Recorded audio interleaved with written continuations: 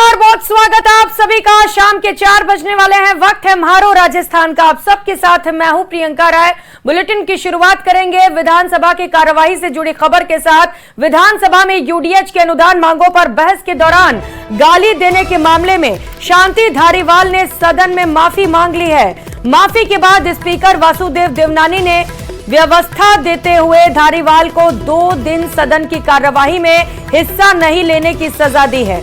Speaker ने धारीवाल से कहा, आज और कल आप विधानसभा तो आएंगे, लेकिन आप सदन की कार्यवाही में हिस्सा नहीं लेंगे। उन्होंने कहा, मैं तो चाहता था कि जिस तरह का आचरण था 4 साल तक सदन के सदस्य रहने का हक न मिले, लेकिन आपके दल के सदस्यों के आग्रह और माफी के बाद मैंने फैसला किया है। स्पीकर ने कहा, जिस तरह का आचरण किया गया इससे सदन की गरिमा को भारी ठेस पहुंची।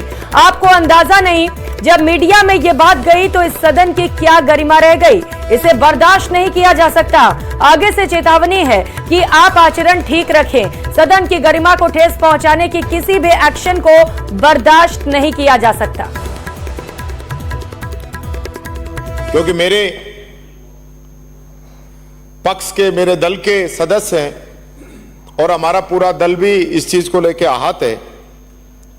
मैं स्वयं भी खेद प्रकट करता हूं कि इस प्रकार के शब्दों का इस सदन के अंदर कोई जगह नहीं है और नहीं होनी चाहिए।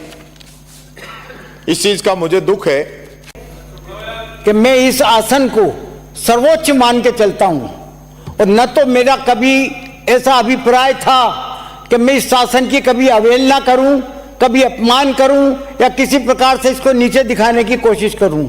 मैंने हमेशा इस आसन को जो है वो हमेशा सर्वोच्च मान करके ही मैं चला हूं। अपमान करने का मेरा कोई इंटेंशन नहीं था,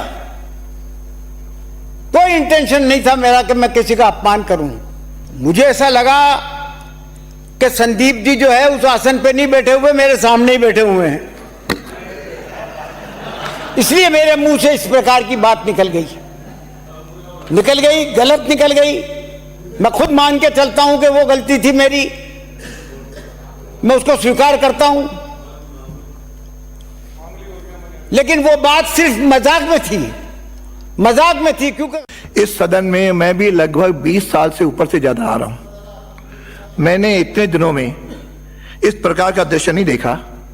जब इस बार मुझे अध्यक्ष का दायित्व दिया तो अध्यक्ष होने के नाते बाकी दायित्वों के साथ एक कार्य मेरे को सदन की मर्यादा भी बनाए रखना है, मेरा दायित्व बनता है।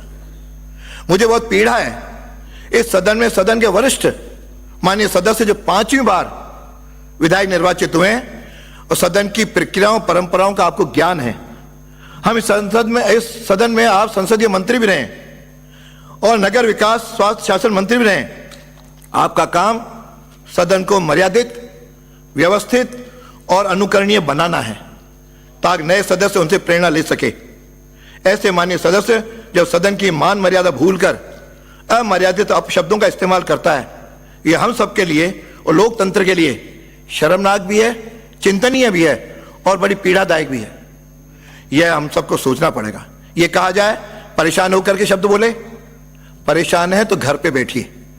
यहां सदन में परेशान में बोलने की आवश्यकता नहीं, आप आराम से आके बैठिए। यदि कहते हैं कि साहब हमको व्यवहार और स्वास्थ्य ठीक नहीं था, तो आवश्यक नहीं है कि ऐसे शब्द मुंह से निकले।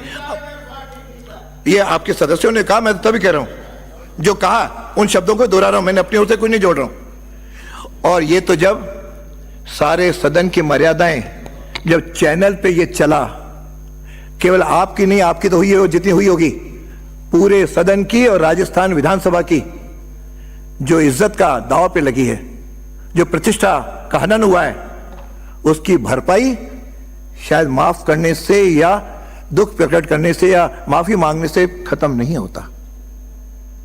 इसलिए मैं इससे नए विधायक क्या प्रेरणा, अभी जब बात चली 19 साल की तो बड़े जोर से बोलने लगे पीछे से, और मैं कई बार सदन में भी देखता हूं पुराने फिर भी मर्यादाएं रख रहे हैं। नए को मर्यादाओं सीखने की आवश्यकता है।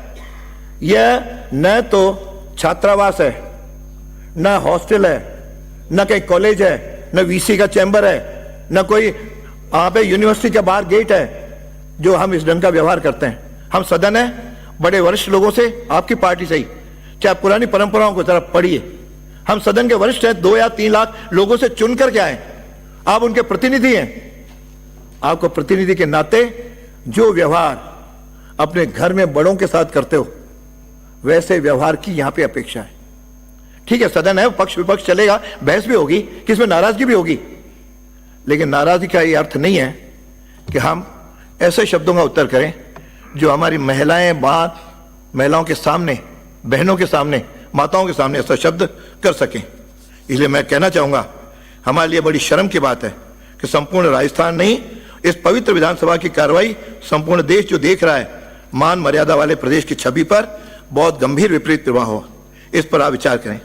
इसलिए आज मेरी ये अंतिम चेतावनी है, इस पर सुन लें, तथा भविष्य में मुझे इस प्रकार के आचरण के लिए कठोरतम कार्रवाई करने के लिए मजबूर होना पड़ेगा यदि इसको अपन ने नहीं रोका तो, चाहे कोई भी हो।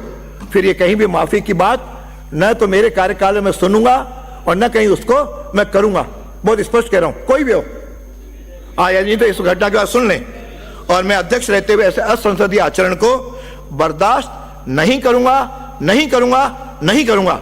इसलिए आज मेरी ये व्यवस्था है कि आज और ज्यादा मेरी जिस तरह भावनाएं आई उसके आदर करते हुए, बाकी मेरी तो इच्छा थी कम से कम ऐसे आचरण के बाद उसको शायद अगले 4 साल तक भी सदन के सदस्य बने रहने का कोई हक नहीं है।